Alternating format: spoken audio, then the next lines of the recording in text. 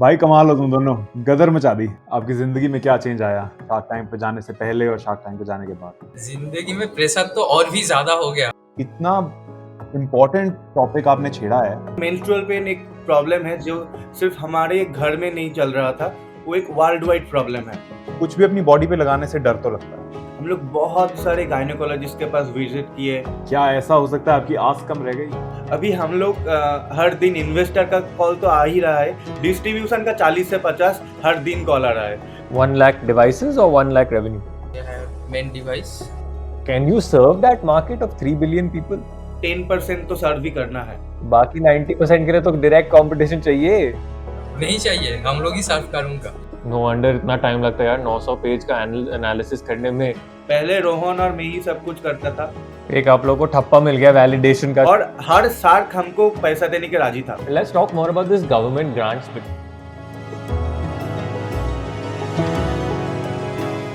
Menstrual pain, period pain एक बहुत बड़ा प्रॉब्लम है। हमारा वर्ल्ड का 50% तो वुमेन ही है और ये प्रॉब्लम हर महीना एक महिला को फेस करना होता है। तो हम लोग 2018 से ये प्रॉब्लम में काम करना स्टार्ट किए जब हम लोग सेकेंड ईयर ऑफ कॉलेज थे। रोहन और मैं स्कूल फ्रेंड्स थे और स्कूल के टाइम से कॉलेज के टाइम में हम लोग बहुत सारे एक्सपेरिमेंट्स करते थे इलेक्ट्रॉनिक्स का, लाइक होम ऑटोमेशंस, उसके बाद ड्रोन्स में काम किया, रोबोटिक्स में काम किया। मतलब हम लोग इलेक्ट्रॉनिक्स पैशनेट है। तो सोच रहे थे कि कौन सा प्रॉब्लम ऐसा है जो एक ह्यूमन हर रोज फेस करता है। तो हमको पता चला मेंस्ट्रुअल पेन एक प्रॉब्लम है जो सिर्फ हमारे घर में नहीं चल रहा था, वो एक वर्ल्ड वाइड प्रॉब्लम है जिसको हमें सॉल्व करना चाहिए। तो उसी दिन से हम लोग लग गए 2018 से बहुत सारे प्रोटोटाइप्स बनाए। अभी तक जो हमारा फाइनल प्रोडक्ट है वो 14th प्रोटोटाइप है और ये जो प्रोटोटाइप्स बनाए पूरा एक फीडबैक लूप पे चलता है। मतलब हम लोग पहला प्रोटोटाइप दिए फ्रेंड्स एंड फैमिली को, घर में दिया, वहां से जो फीडबैक आया हम लोग उसको उस पे काम किया और नया प्रोटोटाइप बनाए। ऐसे करते हुए हम लोग 14 वर्जन ऑफ प्रोटोटाइप में है और ये हमारा फाइनल हो सकता है। मतलब इसके बाद भी हो, मतलब हम लोग करते रहेंगे हमारा प्रोडक्ट को, लेकिन ये अभी तक मार्केट पे आ रहा है। तो ये जो अभी निकल रहा है वो आपका 15th वर्जन है या 14th वर्जन है? 14th version. 14 वर्जन जो है वही फाइनल करके मार्केट में आएगा। गाइस, क्या आपके पास प्रोटोटाइप आपके आसपास होएगा? आप दिखा सकते हैं हमें कैमरा पे? ये है मेन डिवाइस, इलेक्ट्रॉनिक्स डिवाइस है ये। तो इधर दो सेल्फ एडेसिव जेल पैड्स है जो ये वायर को साथ ऐसे फिक्स हो जाएगा और उसका बाद one pad fix like this another this and C type probe है इधर जो डिवाइस के साथ ऐसे फिक्स हो जाएगा। उसका बाद ये सेल्फ एडेसिव जेल पैड्स को लोअर एब्डोमेन में जहाँ क्रैम्प फील होता है उधर दो साइड फिक्स करना होगा। फिर स्विच ऑन करने के बाद विद इन 10 to 15 मिनट्स में मिल जाएगा रिलीफ। तो इधर प्लस और माइनस बटन्स भी है, as per pain intensity level से कैन एडजस्ट। और ये सेम डिवाइस को वायरलेस में कन्वर्ट कर सकता है। अगर किसी को वायर पसंद नहीं होगा तो सीधा ये जो जेल पैड्स है इसको इसका बैक में जो होल्स है इधर ऐसे एक दूसरे को ऐसे एक फिक्स हो गया और ये डायरेक्ट फिक्स हो जाएगा स्किन में। तो जो भी उनका सूटेबल होगा वो उसका हिसाब से यूज कर सकता है। तो यार सबसे obvious first question I think I don't know आप लोगों को शार्क टैंक पे पूछा था कि नहीं, but how come two guys are solving menstrual pain issues? ये तो एक कॉमन प्रॉब्लम है। हम लोग अभी तक जो देख रहे थे नॉर्मल कन्वेंशनल रेमेडीज है हॉट वाटर बैग्स और पेन किलर्स, राइट। अभी हॉट वाटर बैग हम हर जगह हर टाइम यूज नहीं कर सकते और पेन किलर्स का भी साइड इफेक्ट होता है। बहुत सारे अच्छा मतलब कंपनी का पेन किलर्स को भी अभी गवर्नमेंट नोटिस दे रहा है कि ये हेल्थ के लिए अच्छा नहीं है। इसका साइड इफेक्ट के बारे में तो हर कोई जानता है। तो हम लोग कुछ करना चाहते थे इस सेगमेंट पे, क्योंकि हम लोग खुद देखे एक्सपीरियंस किए ये प्रॉब्लम घर पे। मेरा मम्मी रोनी का elder sister severe menstrual pain suffer करता है। तो उस टाइम हम लोग उन लोग को मतलब फैमिलीज को साथ भी पहले डिस्कस किया कि क्या एग्जैक्टली होता है, क्या क्यों पेन होता है। उसके बाद फ्रेंड्स एंड फैमिली में डिस्कस किया, फिर गायनोकोलॉजिस्ट को पास गया, उन लोग से डिसीजन लिया था। तो वो करके जर्नी स्टार्ट किया है। और हमारा बैकग्राउंड, मेरा तो इलेक्ट्रिकल इंजीनियरिंग है और मेरा इलेक्ट्रॉनिक्स, अप्लाइड इलेक्ट्रॉनिक्स। तो दोनों ही चाहता कि हम लोगों का बैकग्राउंड को यूज करके कैसे इसको सॉल्व कर सकते हैं, तो ऐसे स्टार्ट हुआ जर्नी। मैं उसके बाद एमबीए किया 2020 में, लेकिन हमारा मेडिकल बैकग्राउंड नहीं था, इसलिए हम लोग बहुत सारे गायनेकोलॉजिस्ट के पास विजिट किए कि कैसा क्या होना चाहिए। वो लोग फर्स्ट तो गायनेकोलॉजिस्ट हमें पेन मैनेजमेंट का बुक पकड़ देता था कि तुम लोग पढ़ो, उसके बाद नेक्स्ट वीक आओ, हम लोग इसको डिस्कस करेंगे, हो सकता है लेकिन तुमको जानना है। तो ऐसे करते करते करते हम लोग इस स्टेज पे पहुंचे। तो गाइस साइंस की एक ब्रांच होती है जिसको कहते हैं कायरोप्रैक्टर्स, और chiropractors generally electric pulses use करते हैं बैक पेन ठीक करने के लिए, इलेक्ट्रिक पल्सेस यूज करते हैं ब्लड फ्लो बढ़ाने के लिए।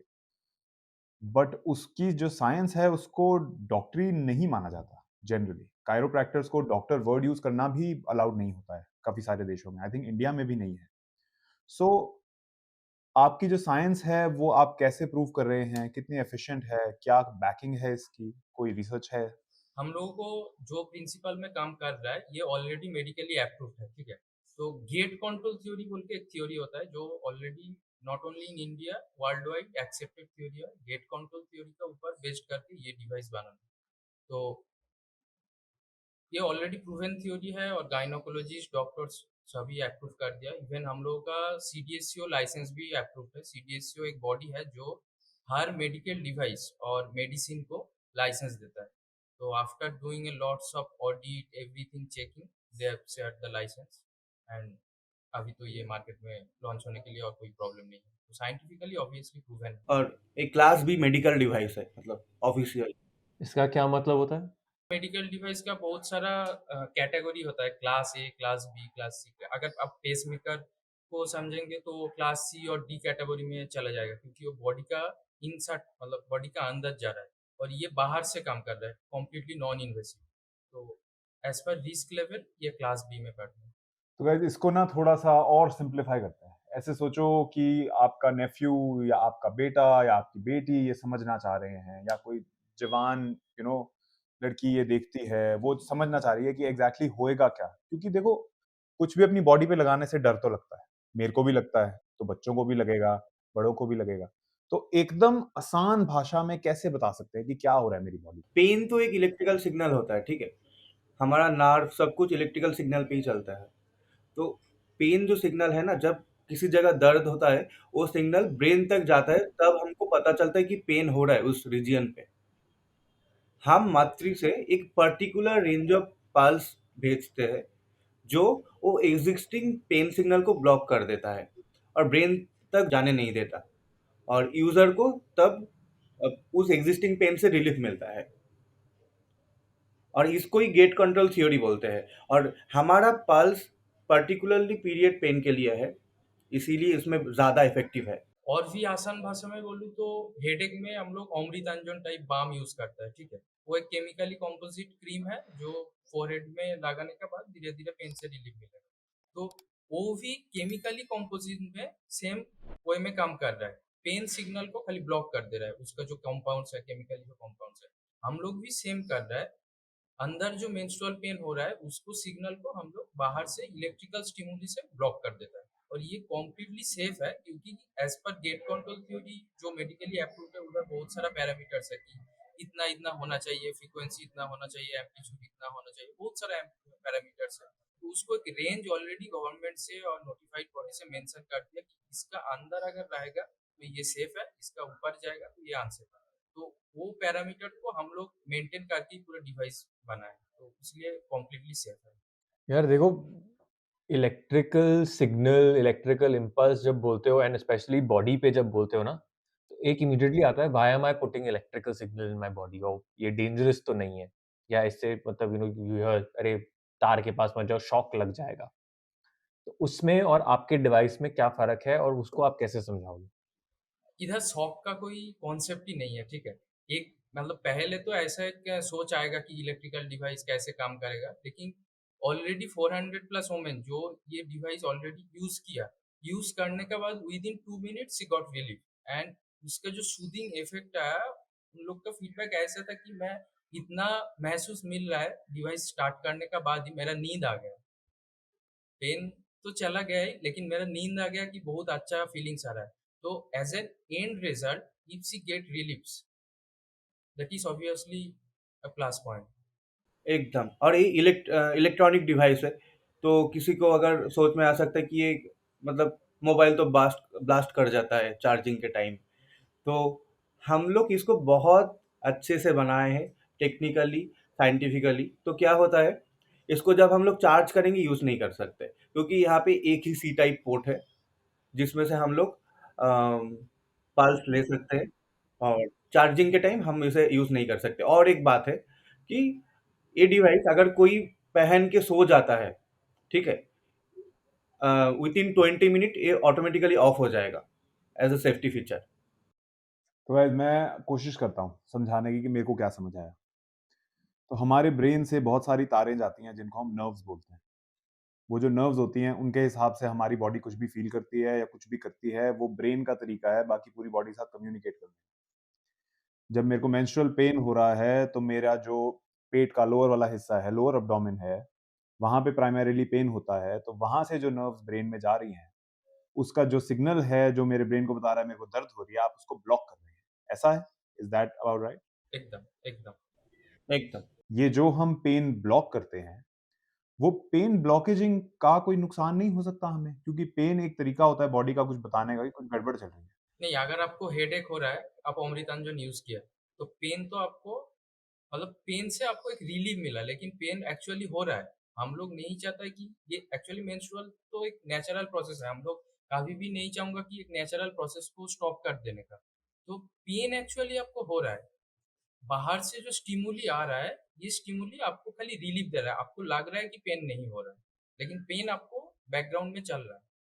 वैसे छोटे-छोटे डिवाइसेज़ आया करते थे पहले और काफ़ी एडवर्टाइज़मेंट भी होती थी, टेली एडवर्टाइज़मेंट होती थी कि ये अपनी चेस्ट मसल पे लगा लो, तो मसल बन जाएगी, ये आर्म्स पे लगा लो, तो मसल वो फिजिकली वाइब्रेशन देता है। वो कॉन्सेप्ट पूरा अलग है। और एक्चुअली पेन किलर्स जैसे काम करता है, पेन किलर तो हमें खाना पड़ता है, वो अंदर से सेम ही काम करता है, ठीक है? पेन रिसेप्टर को ब्लॉक कर देता है, लेकिन उसका साइड इफेक्ट भी होता है क्योंकि हम लोग उसको कंज्यूम कर रहे हैं। मात्र सेम ही काम करता है आउटसाइड ऑफ बॉडी, एक नॉन इन्वेसिव और ड्रग फ्री तरीका से। Guys big question in the room, shark tank कैसा एक्सपीरियंस था आपका? आपको मौका मिला वहाँ जाने का? अभी शो चल रहा है, hopefully a lot of viewers are watching also. So बताइए प्लीज़ किसी और को मौका मिले तो क्या एक्सपेक्टेशंस रहेंगी उसपे? शार्क टैंक का तो एक्सपीरियंस बहुत ही अलग था। हम लोग तो ऐसे काम कर रहे थे, हमारा टारगेट था मार्च अप्रैल को मार्च को लॉन्च करने का, और ऐसे ही हम लोग नॉर्मली फिलअप कर दिए थे शार्क टैंक का फॉर्म। और हमें अक्टूबर को कॉल आ गया रियल ऑडिशन के लिए, इन पर्सन ऑडिशन के लिए। तो हम लोग गए थे मुंबई। उसके बाद कुछ एक्सपेक्टेशन नहीं था, उसके बाद फिर से दिसंबर को कॉल आ गया कि स्टूडियो राउंड पे तुम लोगों को आना है। तो हम लोग चले गए वहाँ पे। अभी जो एक नेशनल टेलीविजन पे होता है, हम लोगों का कुछ कैमरा एक्सपीरियंस पहले नहीं था, मतलब in front of camera, in front of उतना बड़ा बड़ा मतलब शार्क्स और लाइट्स। उसके बाद जो शार्क टैंक का चीज होता है ना, वो पूरा अनस्क्रिप्टेड होता है, ठीक है? टू बी स्पेसिफिक, जो 1 मिनट 40 सेकेंड का जो हर फाउंडर एक पिच करता है, वो सिर्फ थोड़ा सा स्क्रिप्टेड होता है। मतलब जो हमारा स्टोरी है वही उन लोगों का लैंग्वेज पे थोड़ा हमको गाइड कर देता है 1.4 मिनट। लेकिन उसके बाद जो होता है, जो डिस्कशन, पूरा अनस्क्रिप्टेड होता है, कोई भी स्टॉप नहीं होता है, कोई भी पॉज नहीं होता, वो जस्ट एक डिस्कशन होता है। और शार्क के साथ बात करना जैसे नॉर्मली लग रहा था तब, एक प्रेशर में, मतलब यहाँ से कैमरा है, हम लोग कुछ जो बोल रहे हैं कैमरा के सामने बोल रहे हैं। प्रेशर तो था, लेकिन बात करते हुए बहुत अच्छा लग रहा था। अभी आप लोग को साथ भी जैसा बात हो रहा है, आप लोग जो क्वेश्चन कर रहे हैं, ये हम लोग को पता नहीं है क्या क्वेश्चन आप नेक्स्ट करेंगे। तो उधर भी सेम हुआ, और इन फ्रंट ऑफ कैमरा जो ऑलरेडी लाइव हो। भाई यहाँ हमें भी पता नहीं हम आपको क्या पूछने वाले हैं। यहाँ हम भी कुछ नहीं लिख के आए हैं, देख लो खाली है मेरे सामने। हाँ हाँ, सेम ही वहाँ पे। ऐसा ही एकदम एज पर डिस्कशन, इंटरेक्शन जैसा होता है उधर भी सेम हुआ। और ऑब्वियसली नर्वस था, लेकिन एक्सपीरियंस बहुत ही अच्छा। आपकी ज़िंदगी में क्या चेंज आया शार्क टैंक पे जाने से पहले और शार्क टैंक पे जाने के बाद?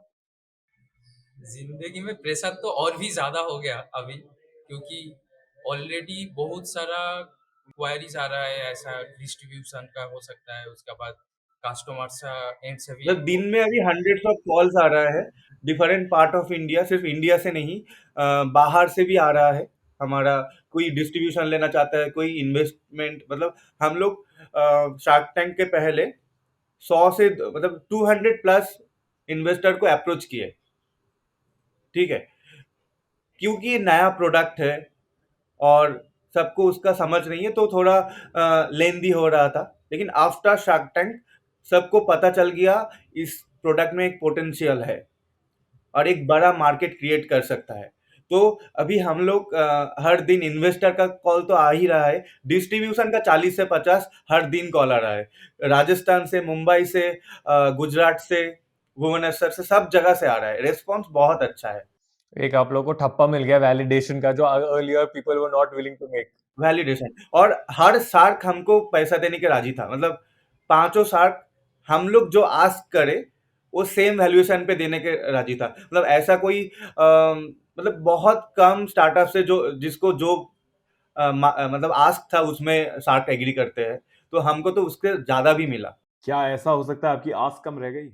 हमारा जो नीड था उस टाइम, अभी जो नीड है उसके अकॉर्डिंगली हम लोग आस्क किए वहां पे। So, आपके साथ अमन आए, आपके साथ नमिता आई, आपका उनके साथ कैसा एक्सपीरियंस रहा है अभी तक? कोई इन्वॉल्वमेंट उनकी अभी तक? क्या फाइनल हो चुकी है डील? हाँ, फाइनल तो हो गया है और अभी ड्यू डिलिजेंस, बाकी डॉक्यूमेंटेशन, ये सब प्रोसेस चल रहा है। उनका टीम का साथ, उन लोग को साथ भी कनेक्शन ऑलरेडी बिल्टअप हो गया, तो जस्ट कुछ सम फॉर्मेलिटीज है, उसके बाद एज पर अकॉर्डिंग चलेगा। तो क्या है टाइमलाइन? आप लोगों को कब तक लगता है एक्चुअल जो उनका जो इन्वेस्टमेंट है वो कब तक आप तक आएगा, या what is the thing? With in next month. हम लोग विद इन 1 मंथ सोच रहे हैं, नेक्स्ट मंथ। सो गाइस, आगे क्या होना है? आपने प्रोडक्ट बना लिया है, अभी प्रोटोटाइपिंग चल रही है, अभी आप चाहेंगे थोड़ा और R&D करें?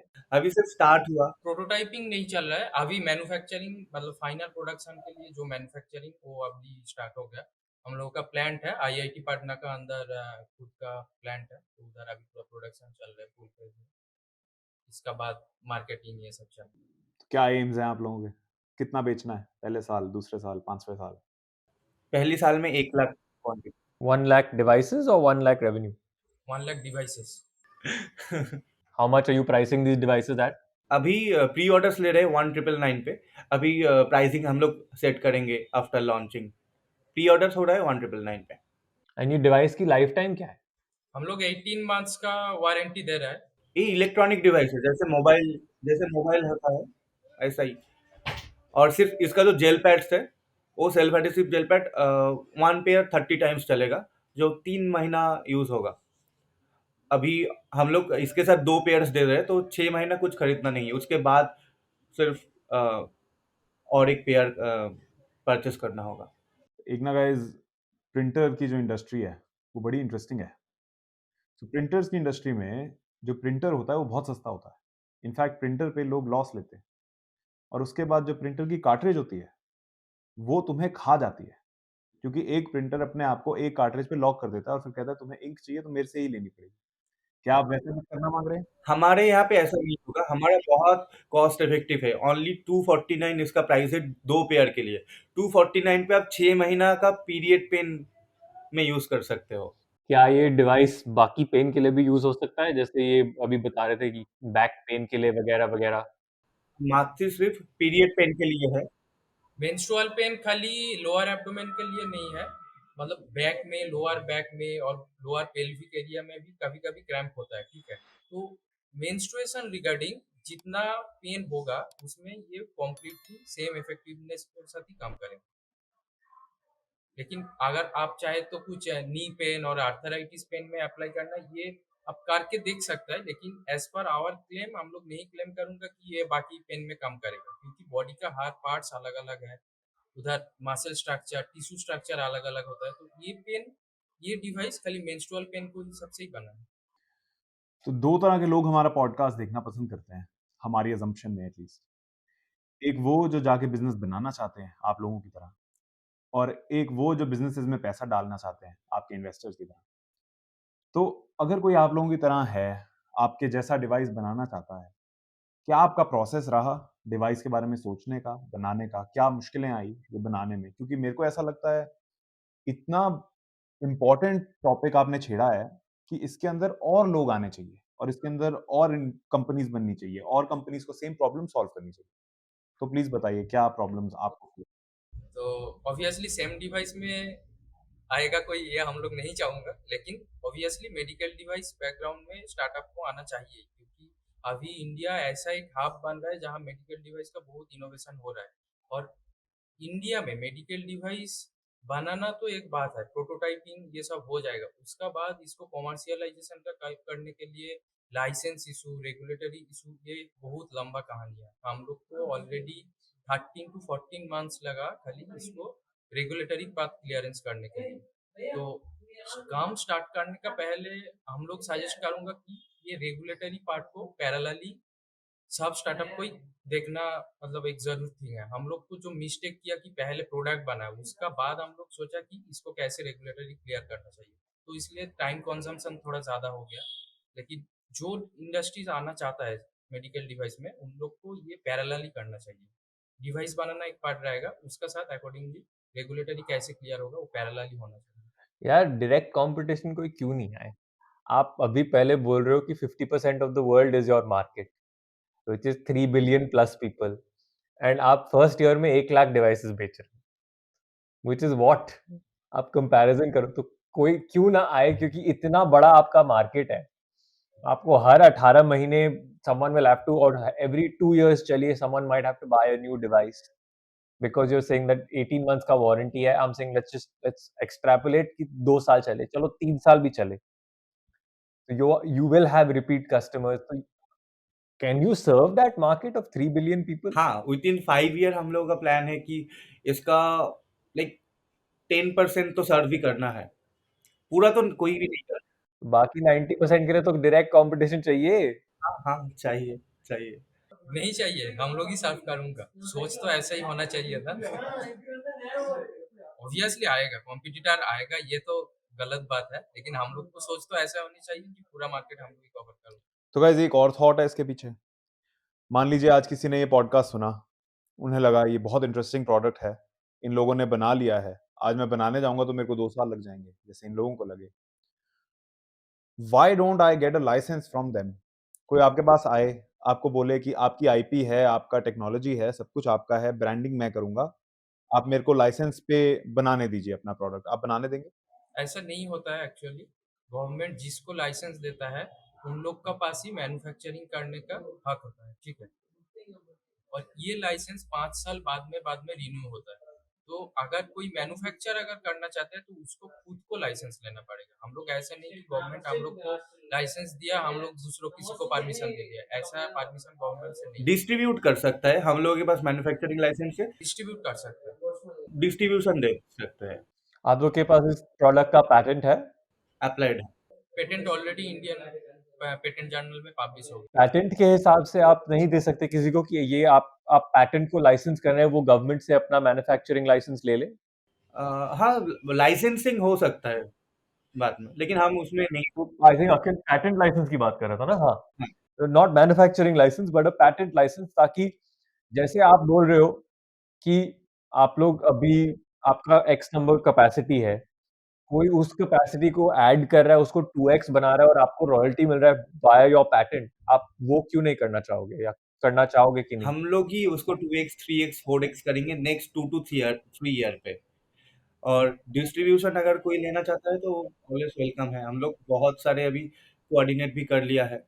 क्योंकि मातृ का ऊपर हम लोग 6 साल से काम कर रहे हैं। हम लोग ऑब्वियसली चाह रहा हूँ कि मातृ को एक ब्रांड बनाना, जहाँ वुमेन खाली एक मेंस्ट्रुअल पेन रिलीवर डिवाइस के लिए नहीं, ये कम्युनिटी बन सकता है जहाँ महिलाओं को क्या प्रॉब्लम हो रहा है हर दिन, ये सब डिस्कस करना, उसके बाद एक कंप्लीट सॉल्यूशन मातृ ब्रांड में आएगा। तो यही हम लोग का विजन है। और सिर्फ इंडिया पे नहीं, हम लोग बाहर में भी जाएंगे। मतलब विद इन 1 ईयर हम लोग यूएस, यूके, ऑस्ट्रेलिया ये सब मार्केट पे भी अवेलेबल होंगे। वहाँ का क्या रेगुलेटरी नेचर है? आप इंडिया में जो चीज़ कर रहे हो, वो तो आप इंडियन गवर्नमेंट से रेगुलेशन की बात कर रहे हो, जो आप बोल रहे हो जो 13-14 मंथ्स लगा है आपको। तो आउटसाइड ऑफ इंडिया क्या है रेगुलेटरी नेचर उसकी? यूएस, यूके के लिए हमारा रेगुलेटरी जो है वो स्टार्ट हो गया। यूएस में एफडीए लगता है, यूके का भी रेगुलेशंस है लाइक सी, तो काम चल रहा है हम लोगों का। पैरेलली। एक सोच होती है जिसको बोला जाता है इग्नोरेंस डेट। और इग्नोरेंस डेट का मतलब ये होता है कि क्या आपको आज पता है जो मेरे को नहीं पता है, जिसकी वजह से आप कुछ जल्दी कर सकते हैं। फॉर एग्जाम्पल, जेफ बेजोस को पता है कि बिलियन डॉलर कैसे बनाते हैं। आज मैं उससे सब कुछ छीन लूंगा, वो 10 साल बाद दोबारा बना लेगा। हम शायद ना बना पाए क्योंकि उसको कुछ ऐसा पता है जो हमें नहीं पता। आपको आज रेगुलेटरी नेचर के बारे में क्या पता है इंडिया की, जो आप यहाँ बता सकते हैं, जो कोई सुने और जल्दी से पास कर सके? आपको जो चीज करने में 14 महीने लगे, वो शायद उनको जल्दी। इंडिया में तो थोड़ा प्रॉब्लम है रेगुलेटरी पे, टाइम कंज्यूमिंग है, तो उसमें अभी कुछ नहीं कर सकते। लेकिन जैसे हमारा देश बढ़ रहा है, विद इन 1 to 2 ईयर ये बहुत इजी स्टेप में हो जाएगा। हम लोग देखे हैं कि गवर्नमेंट बहुत सारे पोर्टल भी लॉन्च किए एक साथ। हम लोग सोचते हैं कि 1 से 2 साल में ये बहुत इजी स्टेप हो जाएगा। अभी तक बहुत काम मैनुअली होता है, लेकिन फ्यूचर में पूरा ऑटोमेटेड हो जाएगा वो। क्या थोड़ा ऐड ऑन कर सकते हैं, उसकी डिटेल डाल सकते हैं कि कहाँ पे फंसती है बात, कहाँ पे दिक्कतें आती हैं? हम लोग का जो मेन प्रॉब्लम हुआ था, ये लाइसेंस मिलने के लिए टोटल 850 टू 900 पेजेस का डॉक्यूमेंट बनाना पड़ा। क्या? 850 pages? Exact, yes, 850 to 900 pages का document. Oh my god! And उसमें क्या है? ये हम लोग खुद से किया, मतलब हम लोग का जो टोटल टीम है हम लोग खुद से किया। लेकिन इंडिया में कैसे बनाना है, क्या करना है, ये किसी को पता नहीं। एज ए स्टार्टअप हम लोग का भी कुछ पता नहीं था। तो बहुत सारे एजेंसीज है जो लोग X Y amount of charge कर लेता है, जो मतलब अफोर्डेबल कुछ भी, स्टार्टअप के लिए अफोर्डेबल नहीं है। वो खाली डॉक्यूमेंट डॉक्यूमेंट बनाने के लिए। गवर्नमेंट का फीस बहुत नॉमिनल है। एप्लीकेशन सबमिट होने के बाद वो नॉमिनल फीस कुछ 500 रुपीज पे करने के बाद लाइसेंस का प्रोसेसिंग स्टार्ट हो जाएगा। लेकिन वो डॉक्यूमेंट बनाने के लिए it is more than lakh. Okay, तो हम लोग खुद से स्टडी किया। हम लोग लाकी है कि हम लोग को एक मेंटर मिला जो one ex controller of an region of Haryana. So वो सर भी हम लोग को बहुत हेल्प किया, जिसका बारे में हम लोग बहुत इजीली ये डॉक्यूमेंट बना लिया और लाइसेंस के लिए प्रोसीड कर। तो ये 900 पेजेस के डॉक्यूमेंट में क्या था? डिवाइस कैसे काम करता है, आपका प्लांट जहाँ मैन्युफैक्चर हो रहा है, कितना सेफ है ये डिवाइस, पूरा A to Z डेटा हमको सीडीएसईओ को देना होता है। उसके बाद वो लोग एनालिसिस करके तब हमको जाके लाइसेंस देता है। नो वंडर इतना टाइम लगता है यार, 900 पेज का एनालिसिस करने में। आप खुद ही सोच लो कितना टाइम लगेगा। उन लोग का तो ऑब्वियसली टीम है। एआई एआई एआई में डाल दो। ऐसा नहीं होता है, उन लोग पहले ऑनलाइन मॉनिटर करता है और उसका बाद फिजिकल ऑडिट भी होता है। अभी हम लोग का टीम में ही मतलब 10 पीपल, पहले रोहन और मैं ही सब कुछ करता था। अभी अभी हमारा टेक्निकल टीम भी बढ़ गया है, मार्केटिंग टीम भी बढ़ गया है, तो टोटल अच्छा ही चल रहा है। गाइस, मजा आ रहा है या डर लग रहा है? दोनों ही है। डर तो रहेगा, हर दिन ही डर रहता है, लेकिन मजा आ रहा है। तो आप लोग का क्या है अभी टाइमलाइन? अगला अगला महीना what does that look like for you? अगला महीने में हम लोग कुछ टारगेट्स है, लाइक पूरा चैनल हमको सेटअप करना है, डिस्ट्रीब्यूशन, ई-कॉमर्स। नेक्स्ट महीने से अमेज़न, फ्लिपकार्ट सब जगह अवेलेबल हो जाएगा। हमको अभी ई-कॉमर्स से कॉल आ रहा है, अमेज़न से, फ्लिपकार्ट से, क्विक कॉमर्स से, तो वहाँ पे अवेलेबल हो जाएगा। और डिस्ट्रीब्यूशन के लिए जो बड़ा-बड़ा मेडिकल शॉप होता है, चेन होता है, उनसे भी कॉन्टैक्ट आ रहा है कि वहाँ पे रखने को, तो वो भी हो जाएगा। तो वो सेटअप पूरा हम लोग अप्रैल के अंदर कंप्लीट कर देंगे। गाइस, 6 साल आपने लगाए इसको बनाने में, अभी तक आपने रेवेन्यू नहीं अर्न किया। काफ़ी मुश्किल रहा होगा। तो आपने कैसे उस टाइम को निकाला? क्या सोचा उस टाइम के बारे में? कैसे सोचा कि हाँ, मैं अभी लगा रहूँगा? 6 साल बहुत लंबा टाइम होता जब हम लोग स्टार्ट किए थे तब तो हम लोग सेकंड ईयर पे थे, कॉलेज पे थे। पॉकेट मनी 100 रुपए मिलता था, तो मतलब पॉकेट मनी जैसा कुछ नहीं होता था हम लोगों के केस पे। वो जो जाने का आने का पैसा होता है वही एक सेविंग था। लेकिन हम लोग क्या करते थे पार्ट टाइम पे, अ, हम मैं पहले ही बोला कि हम लोग इलेक्ट्रॉनिक्स में बहुत सारे काम किए, ड्रोन्स बनाए, ऑटोमेशन का काम किया, रोबोटिक्स में काम किया। तो जो पैसा मिलता था उन मतलब जो भी हम लोग करते थे ना, सेल कर देते थे। May be with in neighbours, may be with in college professor, दोस्त लोग इसका अंदर सेल कर देते थे। जो वो पैसा मिलता था वो हम मास्टरी में लगाते थे। उसके बाद जब 2020 में इंक्यूबेशन सेंटर पे गए आईआईटी पटना में, वो लोग बहुत हेल्प किया। मतलब वो एक सीड फंडिंग किया आईआईटी पटना ने हमको, और वो उसमें हम लोग मैक्सिमम डेवलपमेंट किया। कोलकाता में हमारा एक छोटा-सा लैब है जहाँ पे all A to Z R&D का है इलेक्ट्रॉनिक्स का, और IIT पटना में तो है ही, मतलब तो उसके बाद बहुत सारे गवर्नमेंट ग्रांट्स हमको मिले, जो इस प्रोसेस को थोड़ा हेल्प किया। IIM कलकत्ता से हमको मिला, उसके बाद डर्बी फाउंडेशन बैंगलोर से मिला। हम लोग 2023 पूरा बैंगलोर पे ही बिताए, वहाँ का इकोसिस्टम समझे, कहाँ पे क्या प्रोडक्शन, कहाँ पे अच्छा होता है, कहाँ पे सर्किट्स बनता है, कहाँ पे लाइक एनक्लोजर बनता है, ये सब रिसर्च किया। As a founder early stage में तो थोड़ा प्रॉब्लम आया है, क्योंकि पहले खुद को सस्टेन करना है, उसका बाद कंपनी को सस्टेन करना होगा। तो ऑब्वियसली एक फैमिली प्रेशर पहले था कि कॉलेज कंप्लीट होने के बाद जॉब ये सब जाने का, लेकिन हम लोग लाकी है कि हम लोग उनको समझ पाया कि हम लोग जो करना चाहते हैं इसमें कुछ फ्यूचर है। तो as a parents their expectation था कि कुछ जॉब करेंगे, ऐसे कुछ करेंगे, लेकिन जब देखा कि कुछ हो रहा है, लास्ट दिन जो था और नेक्स्ट महीना जो हो रहा है उसमें कुछ फर्क हो रहा है, तो उन लोग को भी बिलीव आ गया कि इन लोग कुछ कर ले सकता है, तो एक फ्रीडम भी दिया। तो ये हम लोग ऑब्वियसली लाकी है फ्रॉम फैमिली। तो ऐसा ऐसा करके चल गया। सर्वाइविंग इज द मेन की। तो हम लोग सर्वाइव कर पाए और होप वी विल कैन। आज हम लोगों को स्टेट्समैन भी फीचर किया, जस्ट आज ही स्टेट्समैन फीचर किया आज। सो गाइज, तो ये पिछला हमारा जो रिकॉर्डिंग था उसमें भी कहा, हमारे जो फाउंडर आए थे, ये लाइक देखो, स्टार्टअप को हमेशा, फाउंडर को हमेशा ये रखता है कि मेरा सर्वाइवल कहाँ से आएगा, भले वो 10 साल से कर रहा है, भले वो 15 साल से कर रहा है, क्योंकि स्टीव जॉब्स ने ये कहा था कि eventually you will get cannibalised, so you might as well try to cannibalise yourself, so so you move on and make a better product. तो ये सर्वाइवल का तो कभी जाएगा नहीं। I can tell you both of us also feel that way, and I'm sure it's a sentiment that is felt through most founders. And let's talk more about this government grants bit that you all mentioned. ये क्या था, कहाँ से मिला, कैसे पता चला, क्या था पूरा प्रोसेस? और कैसे मिलता है? क्योंकि इसके ऊपर बहुत धुंध है, लाइक दुनिया में सबको मिलते हैं, हमें नहीं पता। कोई भी अगर स्टार्टअप करना चाहता है और प्रोडक्ट अगर अच्छा हो है, तो बहुत सारे ना IITs, IIM प्रोवाइड करता है ग्रांट्स। ये सेंट्रल गवर्नमेंट का पैसा होता है, वो लोग के थ्रू देता है। अगर उनको पिच करना होता है, IIT पटना में है, IIM कलकत्ता में है, like IIT Bombay, IIT Delhi, सबके पास ये है। तो क्या करना होता है, उनका वेबसाइट सर्च करना होता है। हम लोग ऐसे ही करके ही स्टार्ट किए। उसके बाद तो मतलब आता है, जो जो कनेक्शन बनता है वही बोलता है कि ये कर दो। जैसे एक मैं एग्जांपल देता हूँ एक ग्रांट का, निधि EIR बोल के एक ग्रांट होता है, जो अर्ली स्टेज स्टार्टअप के लिए बहुत हेल्पफुल होता है। क्या होता है वहाँ पे, अगर आपका ग्रेजुएशन मैंडेटरी है, तो वो लोग, और आपका प्रोडक्ट अच्छा हो, आप इनिशियली काम करना चाहते हो, तो वो लोग 30K पर मंथ ग्रांट देता है, अप टू 1 ईयर।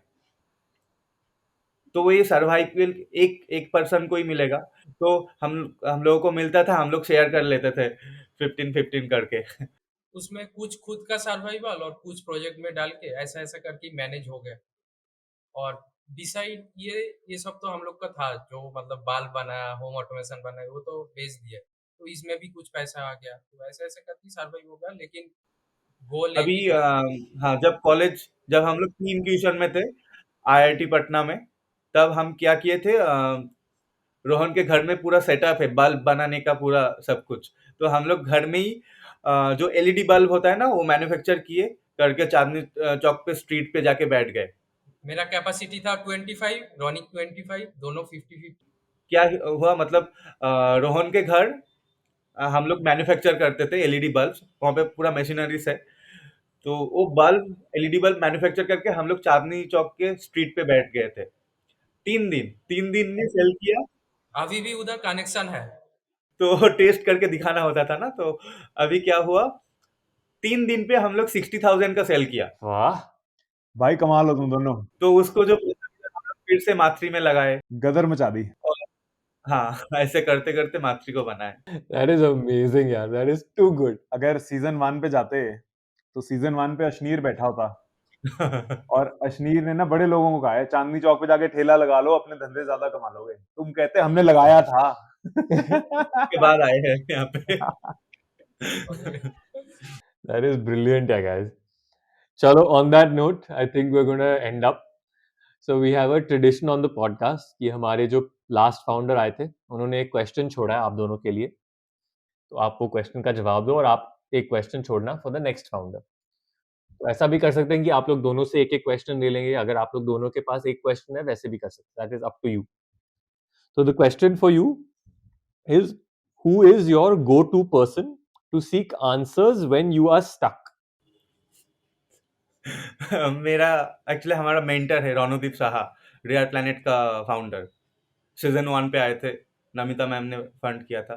तो कुछ भी होता है, कुछ भी प्रॉब्लम होता है, रात 1 बजे हो, 2 बजे हो, 4 बजे हो, उसको ही कॉल जाता है हमारे एंड से। हम दोनों रणदीप दा को साथ, मतलब जो होगा रणदीप दा कुछ तो सॉल्व कर देंगे। गाइस, आपका question. It is for next founders.